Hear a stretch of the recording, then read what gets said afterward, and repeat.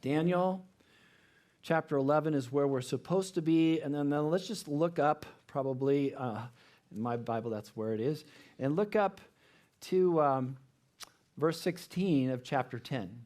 Verse 16 of chapter 10. Behold, one who resembled a human being was touching my lips.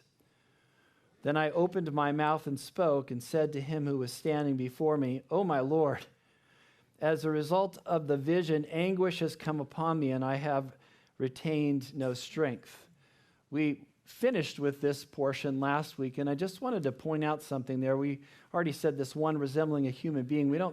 I don't believe it was the original angel who brought the message. I believe this is Jesus himself, before obviously becoming a man, but that he was forever the great I am.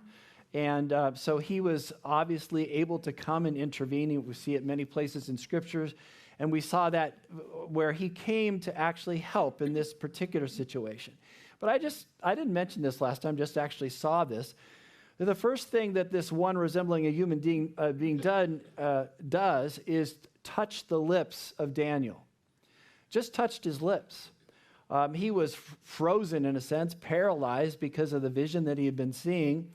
And this one like a human being comes up and touches his lip. And so right after that, verse 17, "For how can such a servant of my Lord talk with such as my Lord?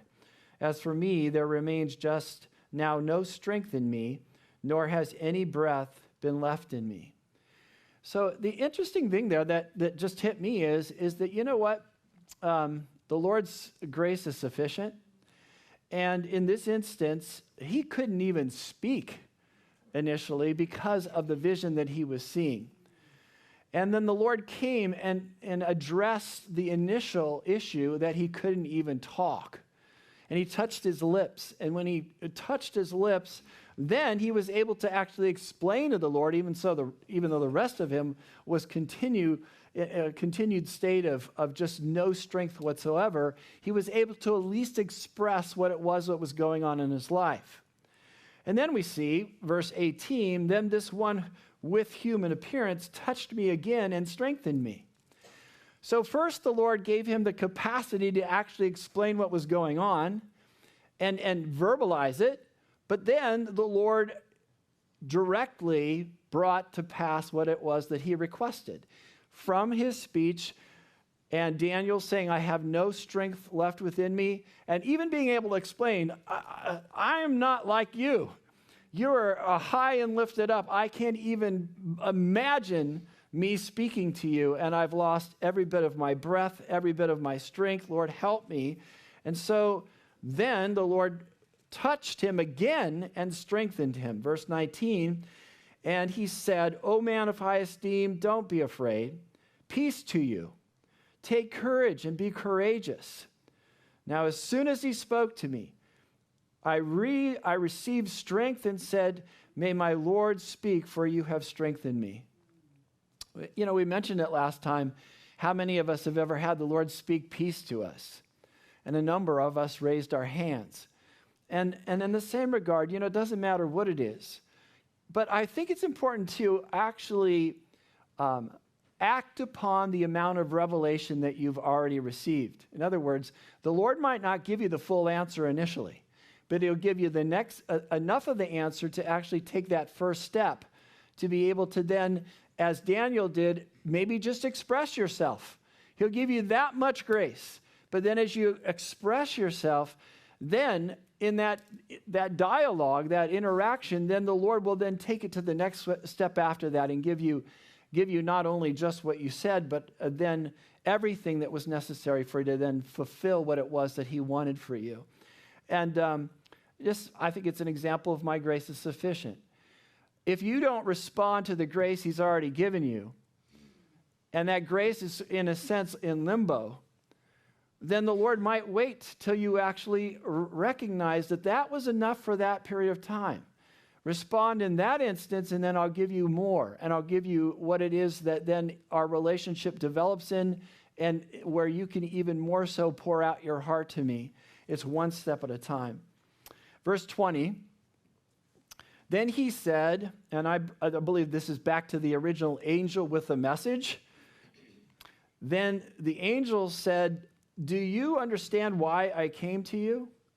But I shall not return to fight. But I shall now return to fight against the prince of Persia. So I am going forth, and behold, the prince of Greece is about to come." So he's in the middle of the warfare. We talked about this last time. It was hard for him to get there, and finally he came. He's going to go back to the battle. There's the initial prince of Persia, but now the prince of Greece is coming, and this is all part of the unseen realm where the real battle is taking place over the leaders of these two different nations. And so he says he's returning, but interesting here, he says in verse 21, "However, I will tell you what is inscribed in the writing of the truth. Before I go back, I want to explain to you what is inscribed in the writing of the truth. Yet there is no one who stands firmly with me except against these forces except Michael, your prince." So another thing that we didn't really mention too much last time is this idea that before he goes, he needs to convey the message that he came for. And that message comes from this description here. It's something that was inscribed in the writing of the truth. Now, when we get to chapter 11, we're going to realize that the amount of description, the amount of detail is going to be amazing for what is going to be relayed to Daniel. More than any other message or vision that he's had to this point is going to be in chapter 11. And so I think it's important to realize that this angel actually says that all of what he's going to actually explain is written down and inscribed, and it's truth. Now, you could think, as some do, that maybe he's talking about the fact that the very book of Daniel, because it will be written, it will become a part of Scripture, and that what he's really talking about is just the canon of Scripture. And that's the detail that would be then conveyed. But I personally don't believe that. I believe that this is just somehow God revealing to us that He is absolutely a God of detail. It's interesting. We were praying ahead of time. Of course, nobody knows what we're going to be talking about. But somebody in the midst of prayer said, that there is great detail in what God does, and He is in the details, and it was just a confirmation to me of where we're going. Is that let me put it this way: if God kept a journal, do you think He would leave very much out? I mean, God is perfect, right? Can you imagine God saying, "Yeah, that's probably not too important," We know that Jesus says that He knows how many hairs are on our head, all right? And that the Father actually knows every sparrow that falls. There's detail with God, and that's consistent. I just want to look at a couple of other passages that I think maybe relate to this passage. Go to the end, go to the book of Revelation, in the end to end. Revelation 20. And verse 11.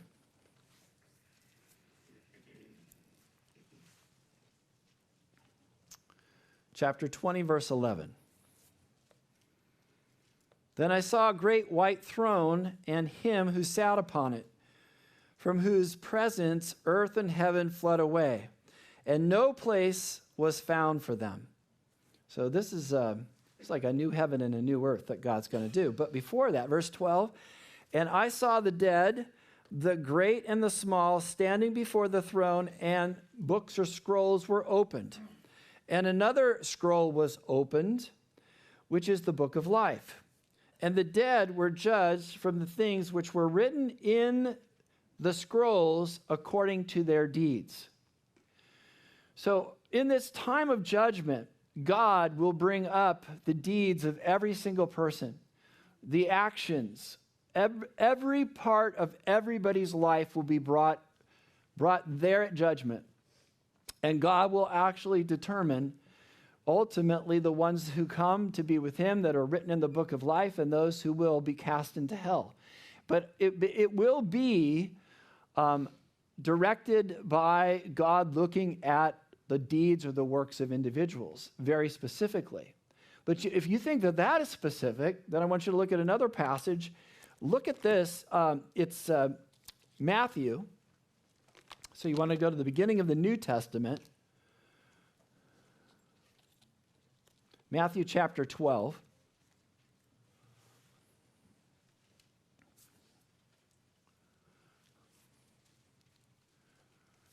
And we're going to be at verse 33, 12:33.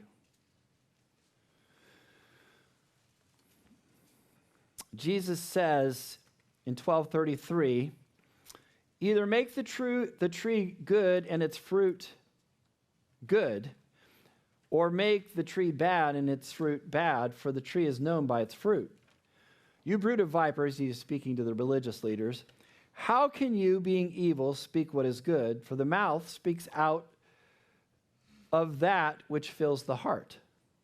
The good man brings out of his good treasure what is good, and the evil man brings out of his evil treasure what is evil. And then Jesus said this, but I tell you that every careless word that people speak, they shall give an accounting for it in the day of judgment. For by your words you will be justified, and by your words you will be condemned. Now, it's one thing to keep a record of deeds, and it's another thing to keep a record of words. There's a whole lot more there. And so God is detailed-oriented. Go back to Daniel. And the interesting thing is that this chapter, because it has so much detail in it, the critics, they come to the conclusion that because it has so much detail, it must have been written later on after the actual events actually took place. Of course, one problem with that is that in this passage, there are things that point to the nearby future with Greece, but they also point right down even till before, I should say after our time, later in history, and they haven't even happened yet. And so, because of how much detail is here, though, they won't believe it. It's not that they can, it's that they won't. And yet God, we've already seen, the name of Cyrus was introduced hundreds and hundreds of years earlier in the book of Isaiah. In Jeremiah, it was told that it's going to be 70 years, and it was. And then in Daniel, in the other place, we know for a fact that Jesus, the first time, came on the scene exactly when God revealed to Daniel that he would come. So, you know what? I always think this way. If God can do any miracle at all, he can do all miracles. Absolutely. Why would it be limited only to, a couple? If you're God, you're God. And I love the definition in Romans 4 where it says that he brings into existence that which does not exist. That's how he is.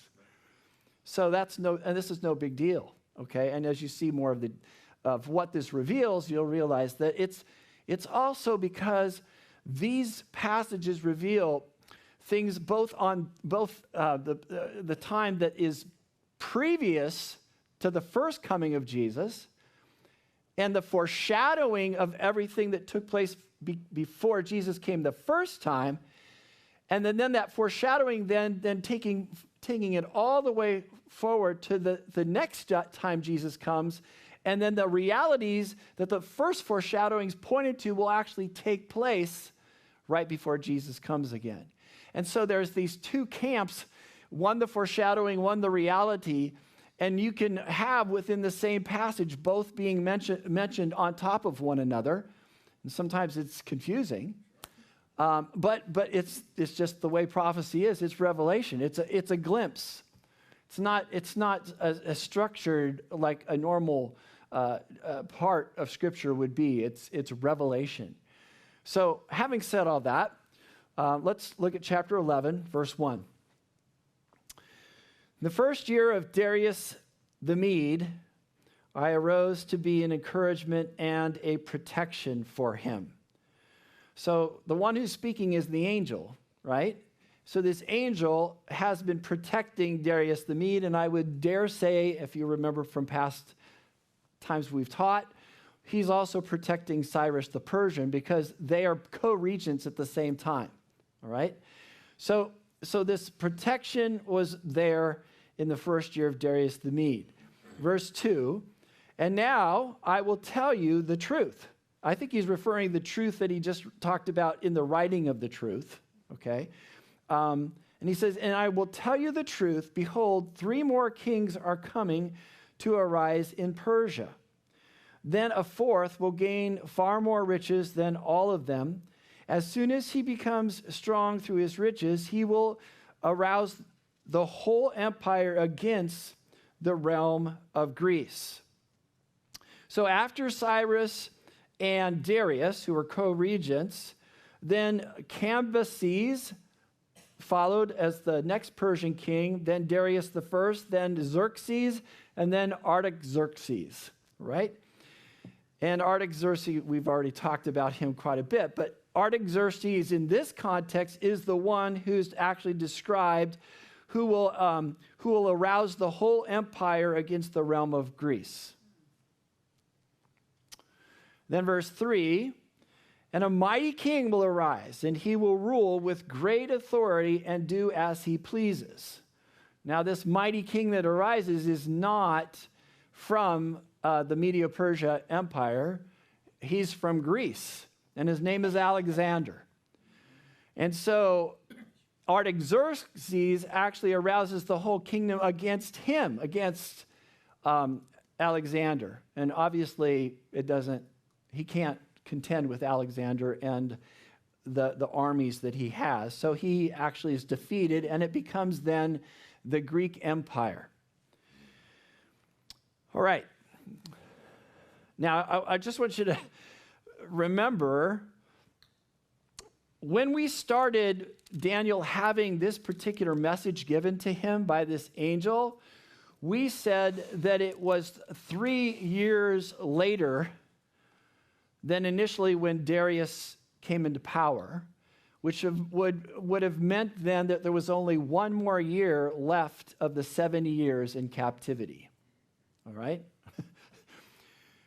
So there's 1 year left of that, and that's one of the reasons why Daniel is even more so humbling himself and praying, because he realizes the time is coming very soon that they could be released. And in fact, when that year goes by, Cyrus is the one that says, go build your temple, go home. Anybody who wants to go home to Israel, go home, okay? All right, so this vision comes, though, still 1 year before that happens. And most of this vision seems to be describing what's going to happen in the next kingdom, and that is Greece. But I wanted to just put it in context here that none of this has happened yet. And everything that's described, or almost everything, is about what will happen in this next kingdom that starts with Alexander the Great. We together? Yep. Okay. So now, I told you there was a lot of details. So this is a passage, when you go through it, you think to yourself, should I just bypass all this detail and just go to the end? But I don't want to do that, because it's in the Word of God, right? So what I'm going to do is I'm going to give a verse, and then I'm going to give you the fulfillment of that verse in history, in actual history. But because I'm going to give that information, your eyes are going to cross somewhere in here. And I just encourage you, if you really want to know all this, don't try to write it down right now. Get the CD, go online or something like that, and you can just write it all down when you have time. But just relax, okay? There is no way you're going to get this, all right? Just try to follow it.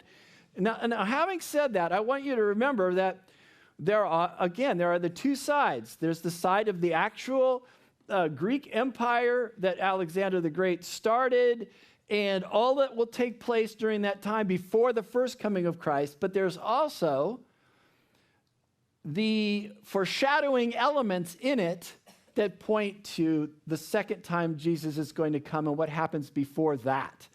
So keep your eyes open. I'll try to make a couple of comments about it. But most of the things that relate to that second coming of Jesus are at the very end of this. So there's a lot of detail we're going to go through that, at least it's just the fulfillment of what actually he prophesied in this message. Okay. All right, you ready? Here we go. Verse 3. And a mighty king will arise, and he will rule with great authority and do as he pleases. The mighty king was Alexander, whose rise has been foreshadowed by a bronze belly and thighs of Nebuchadnezzar's image, and the prominent horn of the goat. You remember the horn on the goat? There was the first the ram and then the goat, and there was that horn.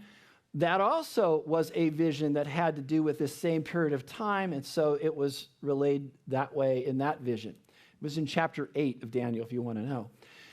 Between 334 and 330 BC, Alexander conquered Asia Minor, Syria, Egypt, and the land of Media, Persia Empire. His conquest extended as far as India before Alexander's death at the age of 32 in 323 BC from malaria with complications from alcoholism. That's what happened to him. Let's look at verse 4. But as soon as he had risen, this is still Alexander, his kingdom will be broken up and parceled out towards the 4 points of the compass, though not to his own descendants, nor according to his authority, which he wielded, for his sovereignty will be uprooted and given to others besides them. Now remember, none of this has happened. Who knows? Alexander's probably a little boy or something. It's not even there yet, but here's the detail, okay? This is what actually took place. A few years after Alexander's death, his kingdom was divided among his 4 generals.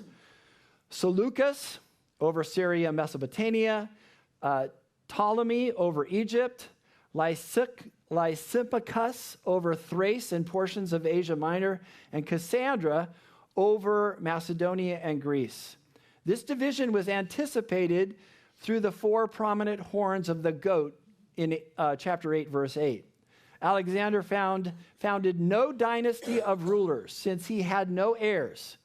His kingdom was divided, and the empire was marked by division and weakness. Right? Now, those 4 generals, most of the focus here in this chapter is on the north and the south. Doesn't talk a lot about the east and the west. All right? So relating to those, the north and the south, the Ptolemies who ruled over Egypt were called the kings of the south. The Seleucids ruling over Syria, north of Israel, are called the kings of the north. This section of the message that Daniel received gives many details of the continuous conflict between the Ptolemies and the Seleucids, during which the land of Israel was invaded first by one power and then by the other power. So it's like back and forth. All right? So look at verse 5. Then the king of the south will grow strong, along with one of his princes, who will gain ascendancy over him and obtain dominion. His dominion will be a great dominion indeed. So what was the fulfillment of that? The strong king of the south was Ptolemy I Soter, a general who served under Alexander. He was given authority over Egypt in 323 BC and proclaimed king of Egypt in 304. The commander referred to in verse 5 was Seleucus I Nicator, also a general under Alexander who was given authority to rule in Babylon in 321.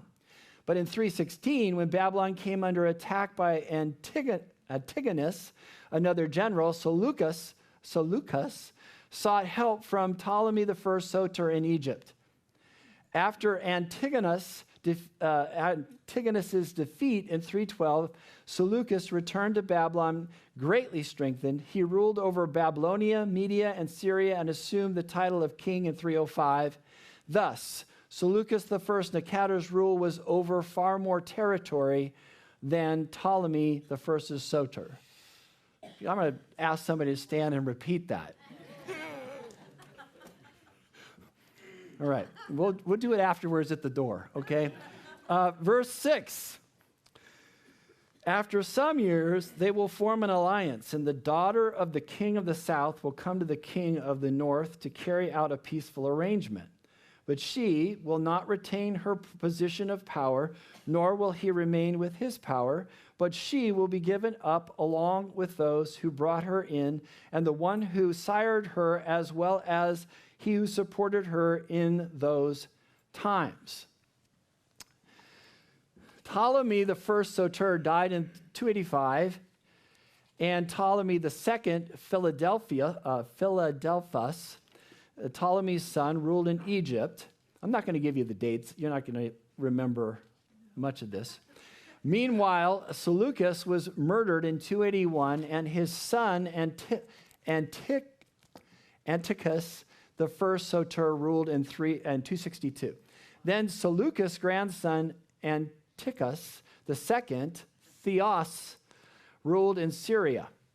Ptolemy II and Antiochus II were bitter enemies. But finally, after some years, they entered into an alliance, just as was prophesied, in about 250. This alliance was sealed by the marriage of Ptolemy II's daughter Berenice to Antiochus. Can never say his name right. This marriage, however, did not last, for Laodice, whom Antiochus had divorced in order to marry Berenice, had Berenice killed. She was handed over. And Laodice then poisoned Antiochus II and made her son Seleucus II Callinicus king from 246 to 227. And that was the fulfillment of that. Look at it, chapter 11, verse 7 and 8. 11, 7 and 8. But one of the descendants of her line will arise in his place, and he will come against their army and enter the fortress of the king of the north.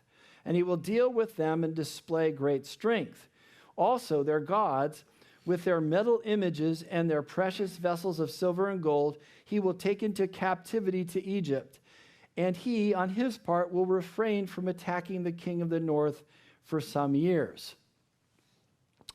Berenice's brother, Ptolemy III, Euergetes, succeeded his father and set out to avenge the death of his sister Berenice. He was victorious over the Syrian army, the king of the north, and put Laodice to death and returned to Egypt with many spoils. Verse 9 and 10. Then the later will enter the realm of the king of the south, but will return to his own land. His sons will mobilize and assemble a multitude of great forces, and one of them will keep on coming and overflow and pass through, that he may again wage war up to his very fortress. Here's the explanation. After this humiliating defeat, Seleucus II Callinicus, the king of the north, sought to invade Egypt, but was unsuccessful. After his death, by a fall from his horse, small detail, he was succeeded by his son, Seleucus II Soter, who was killed by conspirators while on a military campaign in Asia Minor. Seleucus III's brother, Antiochus III the Great, became the ruler in 223 at 18 years of age and reigned for 36 years. The two sons, Seleucus III and Antiochus III, had to restore Syria's lost prestige by military conquest, the older son by invading Asia Minor and the younger son by attacking Egypt. Egypt had controlled all the territories north to the borders of Syria, which included the land of Israel. Antiochus III succeeded in driving the Egyptian back to the southern borders of Israel in his campaign in 219 to 217. Verse 11. The king of the south will be engaged and go forth and fight with the king of the north. Then the latter will raise a great multitude, but that multitude will be given into the hand of the former. When the multitude is carried away, his heart will be lifted up, and he will cause tens of thousands to fall, yet he will not prevail. For the king of the north will again raise a great multitude than the former, and after an interval of some years, he will press on with a great army and much equipment. Hope I'm in the right spot here. Yes, I am. The king of the south in this verse was Ptolemy IV Philopator. He was the one driven back by Antiochus III the Great. Ptolemy IV came to meet Antiochus III at the southern borders of Israel. Ptolemy IV was initially successful in delaying the invasion of Antiochus. Ptolemy slaughtered many thousands. But after a brief interruption, Antiochus returned with another army much larger and turned back the king of the south. Verse 14. Now, just to encourage you, if you're already, your eyes are crossed, once we get to Antiochus IV, that's truly where the emphasis is in all of this, because he is the foreshadowing of the Antichrist. All right, so we're almost there, okay? So verse 14. Now in those times, many will rise up against the king of the south. The violent ones among your people, that is the Jews or Israel, will also lift themselves up in order to fulfill the vision, but they will fall down. Then the king of the north will come, cast up a siege ramp, and capture a well-fortified city. And the forces of the south will not stand their ground, not even their choicest troops, for there will be no strength to make a stand. But he who comes against him will do as he pleases, and no one will be able to withstand him. He will also stay for a time in the beautiful land, which is Israel, with destruction in his hand. He will set his face to come with the power of his whole kingdom, bringing with him a proposal of peace, which he will put into effect.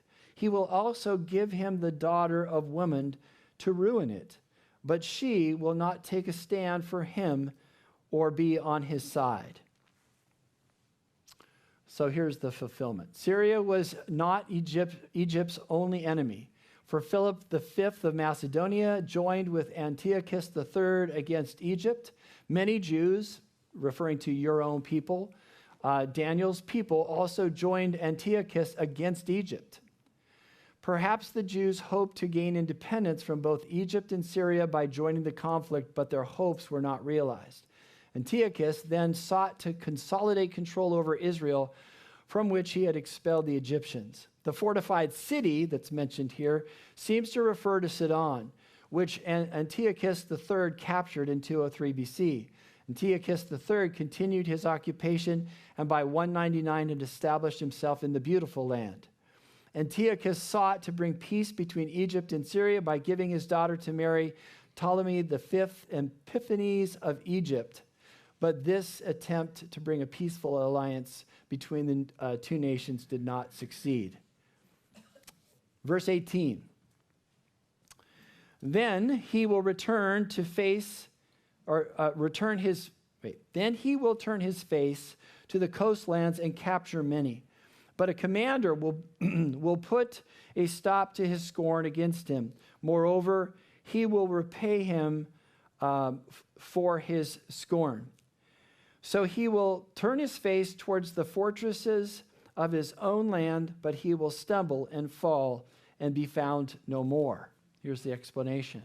Antiochus III then turned his attention to Asia Minor in 197 BC and Greece in 192. However, Antiochus did not succeed because Cornelius Scipio, a commander, was dispatched from Rome to turn Antiochus back. Antiochus returned to his own country in 188 and died a year later. Antiochus III the Great had carried on the most vigorous military campaign of any of Alexander's successors, but his dream of reuniting Alexander's empire under his authority was never realized. All right, we're almost there. Verse 20. Then in the place, let me make sure, yeah. Then in the place, one will arise who will send an oppressor through the jewel, that is probably Jerusalem, of his kingdom. Yet within a few days he will be shattered, though not in anger nor in battle. So the explanation of that is Antiochus III's son, Seleucus IV Philopator, heavily taxed his people to pay Rome, but he was poisoned, destroyed not in the battle, by his treasurer Heliodorus. Now, the next verses that we're going to go through, verse 21 through 25, have to do with this person I mentioned a minute ago, Antiochus IV, Epiphanes. Let me just read this. These verses describe Antiochus IV Epiphanes, a son of Antiochus III the Great. This one's Seleucid, who ruled from 175 to 163 BC, is given as much attention as all the others before him combined. He is the little horn of Daniel 8, 9 through 12, and 23 through 25. A long section is devoted to him not only because of the effects of his invasion on the land of Israel, but more so because he foreshadows the little horn, the king of chapter 7, verse 8, who in a future day will desecrate and destroy the land of Israel. Let me pause there before we actually get into the specifics about this Antiochus IV. All right. If you've noticed, we have not only talked about this passage and in this battle between the king of the north and the king of the south, and in a minute, we're going to introduce Antiochus IV, and he will be obviously a figure that represents the Antichrist. Okay? But we already have talked about in chapter 8, when we were talking about the goat, the ram, and the goat, the goat had that horn that also represented the Antichrist in the end times. Both in this passage and the other passage that was chapter 8 refer to the Antichrist being from Greece. All right? Being from the land of Greece. But then, in this passage that I just referenced with the most recent explanation, if you remember, there was another vision that Daniel had. It was, remember the four beasts? And they all come at the same time. And it only refers to the end times. And the last beast, if you remember, was a monstrous beast that ended up having control over all the other nations that were existing at the same time. In that vision, there was as well a horn described. And the horn is more consistent with the book of Revelation, and that being that there will be a leader who will actually come from nowhere, and that leader will actually impose himself on the 10 leaders that will be involved in the revived Roman Empire. He will remove 3 of the leaders, and he will start to take control over the entire Roman Empire, and then go from there to actually being in control of the whole world, if he can possibly do it. So you say, okay, wait a minute, and one other. Remember the 70 weeks? In that vision, it says that actually that the Antichrist figure will come from Rome and concurs the idea of the Roman Empire. So if you try to put those things together, how does that work? Well, first of all, Greece is part of the area where the Roman Empire was, all right? So that's not inconsistent. But it leads me to believe that the Antichrist that's spoken of will actually have his background in the country of Greece specifically. His influences will come as having been raised from there, but at some point in time, he will become a leader in the revived Roman Empire at that time. And you'll see more of what seems to fit with all of that in a few minutes. But I just wanted to say that because it gets confusing because there's horns. There was the horn of the Roman Empire, but there was also the horn of the goat and the things that we're going to be describing here that seem to say that the Antichrist is from Greece. So if you're trying to put all that together, hopefully it will make some sense as we get further along here. All right, so I need to just pull back into where I was here. I think I'm in verse 21. Let me read 20, then 21. Then in his place one will arise who will send an oppressor through the jewel of his kingdom, yet within a few days he will be shattered, though not in anger nor in battle. He was poisoned. Okay, verse 21. In his place a despicable person will arise, on whom the honor of kingship has not conferred. But he will come in a time of tranquility and seize the kingdom by intrigue. Now, whereas we've been looking at, kind of like subsequent leaders that are part of the line, and they should be the next one in these different areas of these 4 areas of what Alexander's kingdom became. In this case, this person was not supposed to actually rise to be a king. And he came in and he did it in a way that it says he was despicable, and it wasn't his honor to be a king, but he took it for himself, and already we're seeing how that's a foreshadowing of what the Antichrist will be like. All right, verse 22. The overflowing forces will be flooded away before him and shattered, and also the prince of the covenant. So let's have an explanation of that in the history that's already taken place after this. All right, so it says this. Antiochus IV, which is who I've been talking about, is the contemptible person or despicable person. He took to himself the name Epiphanes, I mentioned this already another time, which means the illustrious one. But he was considered so untrustworthy that he was nicknamed Epiphanes, which means the madman. The throne rightly belonged to Demetrius Soter, a son of Seleucus IV Philopator, but Antiochus IV Epiphanes seized the throne and had himself proclaimed king. Thus, he did not come to the throne by rightful succession. He seized it through intrigue. He was accepted as a ruler because he was able to turn aside an invading army, perhaps the Egyptians. He also deposed Onias III, the high priest, called here a prince of the covenant. So the prince of the covenant was the high priest, and that individual he deposed. Verse 23. Let me see what time it is here. We've got to make sure we're okay. Oh my gosh. Okay. Verse 23. After an alliance is made with him, he will practice deception, and he will go up and gain power with a small force of people. In a time of tranquility, there's another foreshadowing. In a time of tranquility, he will enter the richest parts of the realm, and he will accomplish what his fathers never did, nor his ancestors. He will distribute the plunder, booty, and possessions among them, and he will devise his schemes against strongholds, but only for a time. So, description: after his military victories, Antiochus Epiphanes' prestige and power rose with the help of a comparatively small number of people.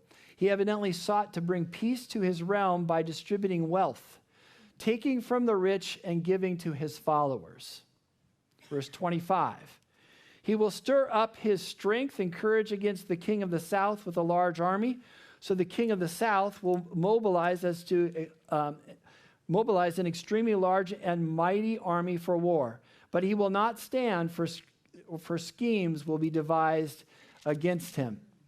Those who eat his choice food will destroy him, and his army will overflow, but many will fall slain.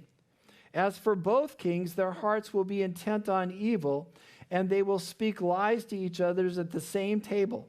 but it will not succeed, for the end is still to come at the appointed time. So the explanation, after Antiochus consolidated his kingdom, he moved against Egypt, the king of the south.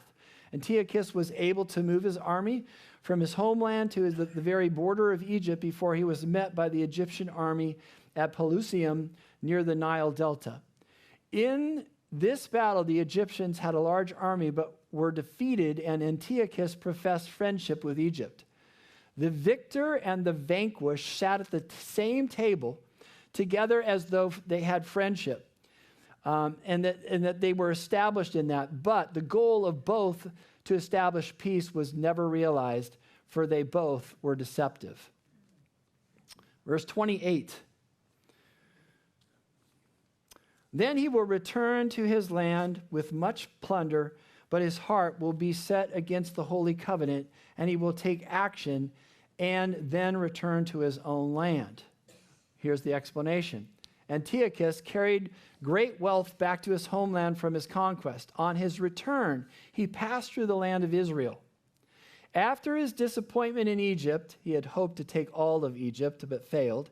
He took out his frustration on the Jews by desecrating the temple in Jerusalem. Evidently, he opposed, and the description here is set his heart against, the entire Mosaic system. In other words, the Levitical system and the Holy Covenant.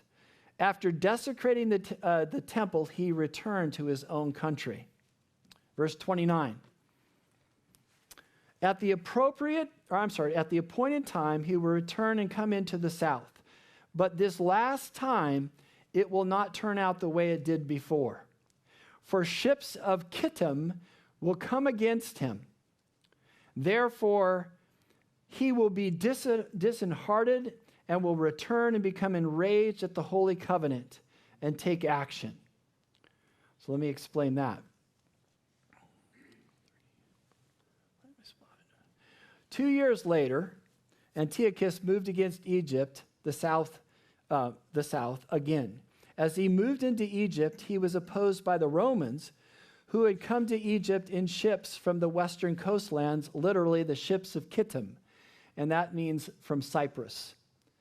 From the Roman Senate, Popilius Laenas took to Antiochus a letter forbidding him to engage in a war with Egypt. When Antiochus asked for time to consider, the emissary drew a circle in the sand around Antiochus and demanded he give his answer before he stepped out of the circle. Antiochus submitted to Rome's demand, for to resist would be to declare war on Rome. This was a humiliating defeat for Antiochus Epiphanes, and the description, he will lose heart, but he had no alternative but to return to his own land. Let me read 11:30 again through 32. For ships of Kittim will come against him, therefore he will be disheartened and will return and become enraged at the Holy Covenant and take action. So he will come back and show regard for those who forsake the Holy Covenant. Forces from him will arise, desecrate the sanctuary fortress, and do away with the regular sacrifice. And they will set up the abomination of desolation. By smooth words, he will turn to godlessness those who act wickedly towards the covenant. But the people who know their God will display their strength and take action. Now we're getting into, I think, much more practical information, okay? Listen to the explanation of what took place. For a second time, Antiochus took out his frustration on the Jews. Sounds like today. The city of Jerusalem and their temple. He vented his fury against the Holy Covenant, the entire Mosaic system, favoring any renegade Jews who returned to help him. He desecrated the temple and abolished the daily sacrifice. Antiochus sent his general Apollonius with 22,000 soldiers into Jerusalem on what was reported to be a mission.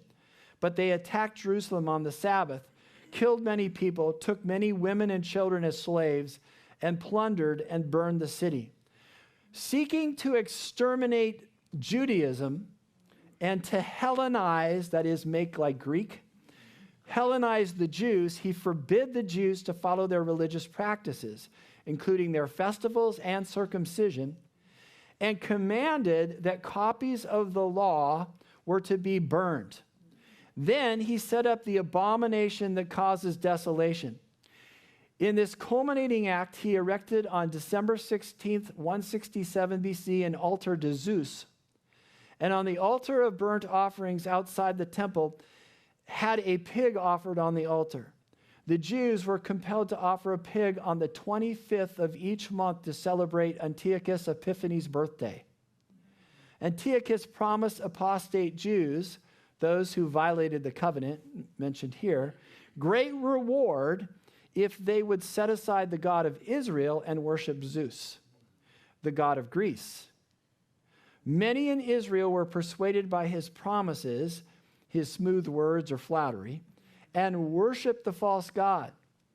However, a small remnant remained faithful to God, refusing to engage in those abominable practices. Antiochus IV died insane in Persia in 163 BC. Now, I want to just bring up this point. What was he trying to do? He was angry. He was insane, really. And I believe that he was even demon-possessed, doing what he was doing. And again, as a foreshadowing of what will happen at the end of time. But he got frustrated with things not going his way, so like a spoiled brat, he took it out on the Jews. He came against them. He did all that I just described. And one of his greatest intents was to get rid of the God of Israel and to, in fact, have them worship Zeus and the gods of Greece. But not just that, he wanted to bring in all of the customs of Greece and inflict it on this people who had a different God than he did, and to bring down everything that was part of their religious system. I think what I'm going to do is, we're not going to finish. So let me just make a correlation here, all right? And we'll fill in all the details next week, and I promise next week, we're almost to the end of the portion that I was going to describe. I only had like a couple more to go. We're going to spend most of the time just in the scripture and not in history next week, because we're going to talk more about the future. But let me just say this. We already said that there was a foreshadowing, a type in Antiochus IV. He was the type of the Antichrist to come. Now, what's very interesting is we're going to see a transition, and if you want to look ahead, you can. But if from verse 36 on in this passage, all of a sudden you have a switch, and it is no longer about these details, it's talking about the future. From verse 36 on. And what you're going to see is all of a sudden now there's a description of the real Antichrist and what will happen in the future. And I just want to make one observation, and that is this. When the Antichrist comes on the scene, he will as well lean on Greek civilization. And what he will do is, instead of going towards Greek civilization in terms of their antiquities of serving these gods, Zeus, Hera, and Aphrodite, and all of these different gods, this final real Antichrist will have been give up that sort of perspective to try to replace a god. His point will to become God himself, to be seen as God. And the way that he will do it is he will lean on other aspects of Greek civilization. And what are those? Well, think about Western civilization as it's been influenced by this Greek civilization. Well, one thing, what changed were people actually began to no longer go to any sort of idols or gods. They began to rely on philosophy. And they began to rely instead in supernatural powers. They began to rely upon logic and rational thought. the scientific mind actually has its origin in Greek civilization.